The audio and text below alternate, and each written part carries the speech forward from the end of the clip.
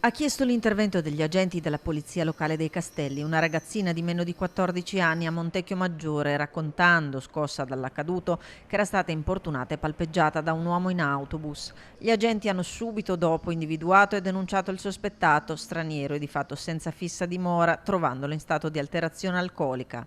Siamo intervenuti subito bloccando il soggetto. Un soggetto appunto di nazionalità indiana che, pur non essendo gravitante nel territorio di Montecchio Maggiore, già conoscevamo.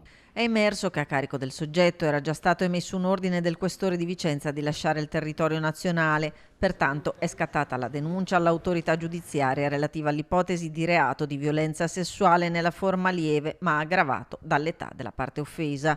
Oltre a ciò è stato denunciato per la violazione del testo unico sull'immigrazione, infine è stato sanzionato per ubriachezza manifesta in luogo pubblico.